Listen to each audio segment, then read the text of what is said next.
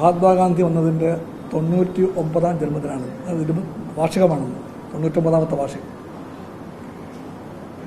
ഇടംതിരുത്ത് മനയിൽ മഹാത്മാഗാന്ധി വന്ന് മനയിലെ കാരണവർ, വൈക്കം ക്ഷേത്രത്തിൻ്റെ ഊരായ്മക്കാരൻ അദ്ദേഹവുമായിട്ട് ഇന്നാണ് സംസാരിച്ചത്, 99 കൊല്ലം മുമ്പ്. അന്നത്തെ സംഭാഷണ വിഷയത്തിൽ എല്ലാവർക്കും അറിയാം എന്തായിരുന്നു.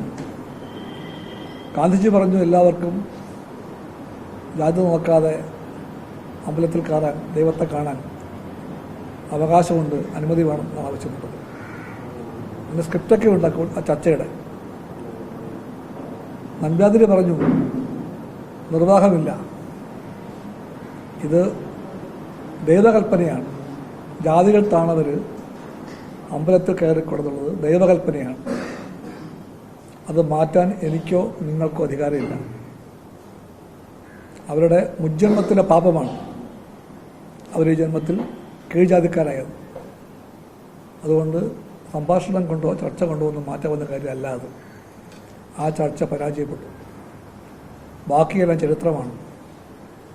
ചരിത്രത്തിൻ്റെ വികാസത്തിൽ ആ ഇടംതിരുത്തി മന ചാതുർവർണ്ണത്തിൻ്റെ എല്ലാ നീച താല്പര്യങ്ങളുടെയും കോട്ടയായി നിലക്കൊണ്ട ഇടംതിരുത്തി മന ഇന്ന് വൈക്കം താലൂക്ക് ചിത്രതൊഴിലാളി യൂണിയൻ്റെ ഓഫീസാണ്. ഇന്നവിടെ പാറുന്ന കൊടി ചുവന്ന കൊടിയാണ്, ചെങ്കൊടിയാണ്.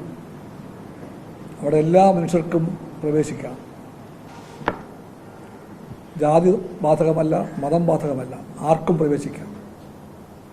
ചരിത്രം മാറിയത് അങ്ങനെയാണ്. ഞങ്ങൾക്കറിയാം, ഈ തെരഞ്ഞെടുപ്പിൽ ഈ ചരിത്രപാഠത്തിന് വലിയ സ്ഥാനമുണ്ട്. ചരിത്രം പരാജയപ്പെടുത്തി കുഴിച്ചുമൂടിയ ചാതുർവർണ്ണത്തിൻ്റെ വ്യവസ്ഥകളെയും നിയമങ്ങളെയും, തൊട്ടുകൂടായ്മ, തീണ്ടിക്കൂടായ്മ, ക്ഷേത്രപ്രവേശന വിലക്ക്, അതെല്ലാം തിരികെ എത്തിക്കാൻ വേണ്ടിയാണ് BJPയും RSSും നിലകൊള്ളുന്നത്. അവർക്ക് വീണ്ടും അധികാരം കിട്ടിയാൽ അവർ പോകുന്ന വഴി ആ വഴിയായിരിക്കും. അവരത് പരസ്യമായി പറഞ്ഞു കഴിഞ്ഞതാണ്. ആദ്യമല്ല അവരത് പറഞ്ഞത്, ഇപ്പം അത് പറയുന്നത്. നേരത്തെയും അവർ പറഞ്ഞിട്ടുണ്ട്. 1992 ഡിസംബർ മാസം 6-ാം തീയതി ബാബറി മസ്ജിദ് തകർന്ന ദിവസം ഉറക്കെ പ്രഖ്യാപിച്ചു അവർ, ഹം ഐസെ ബനായെങ്കെ ഹിന്ദു രാഷ്ട്ര എന്ന്. ഞങ്ങൾ ഇങ്ങനെയാണ് ഹിന്ദു രാഷ്ട്രം സ്ഥാപിക്കുന്നത് എന്ന്. ഇന്ത്യയിൽ ജനിച്ച, ഇന്ത്യയിൽ ജീവിക്കുന്ന, ഇന്ത്യയിൽ മരിക്കുന്ന കോടാനുകോടി ഇന്ത്യക്കാരായ മുസ്ലിം മതവിശ്വാസികൾ അവരുടെ ആരാധനാവകാശങ്ങളുടെ പ്രതീകമായി കണ്ടുപോകുന്ന, 400 കൊല്ലമായി നിലക്കൊണ്ടുപോകുന്ന ഒരു പള്ളി, അതിൻ്റെ അടിത്തറയിലെ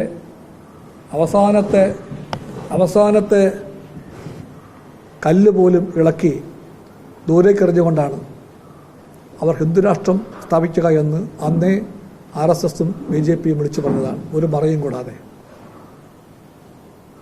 അന്ന് തന്നെ മുദ്രാവാക്യം തുടങ്ങി, യഹ് തോ പഹലി ജാൻതി ഹേ, കാശി മഥുര ബാക്കി ഹേ എന്ന് പറഞ്ഞാൽ ഇതാരംഭം മാത്രമാണ് കേട്ടോ, കാശിയും മഥുരയും ബാക്കിയുണ്ടെന്ന്.